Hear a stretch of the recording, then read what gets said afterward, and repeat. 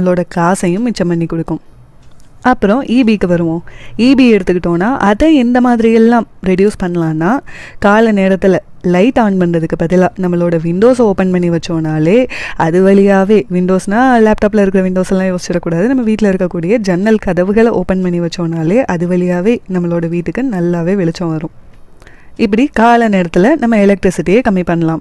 அப்புறம் ப்ராப்பராக fan, light இது எல்லாத்தையும் ஸ்விட்ச் ஆஃப் பண்ணணும். யாருமே இல்லாத ரூமில் யாருக்குப்பா லைட் எரியுது அப்படிங்கிற மாதிரி யாருமே இல்லாத ரூமில் தேவையில்லாமல் லைட்டை போட்டு வைக்கிறது, ஃபேனை போட்டு வைக்கிறது இதெல்லாம் பண்ணாமல் ப்ராப்பராக ஸ்விட்ச் ஆஃப் பண்ணோன்னா அதன் வழியாகவும் அதிகமான ஈபியை நம்ம கம்மி பண்ண முடியும்.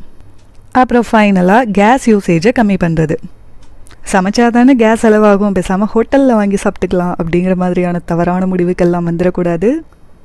சிம்மில் வச்சு சமைச்சாலே போதும் அப்படிங்கிற மாதிரி டைமில் சிம்மில் வச்சு சமைக்கிறது, மீடியம் ஃப்ளேமில் வச்சாலே போதும் அப்படிங்கிற மாதிரி நேரத்தில் மீடியம் ஃப்ளேமில் வச்சு சமைக்கிறது, இந்த மாதிரி கொஞ்சம் கொஞ்சம் கேஸை நம்மளால் மிச்சம் பண்ண முடியும்.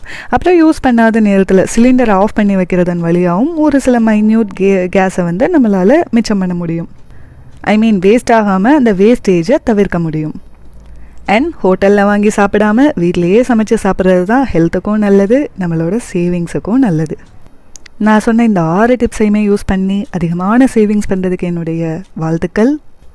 இந்த வீடியோ பிடிச்சிருந்துச்சுன்னா லைக், ஷேர் அண்ட் சப்ஸ்கிரைப் பண்ண மறந்துடாதீங்க. வேறு ஒரு நல்ல வீடியோவில் மீட் பண்ணலாம். பாய்.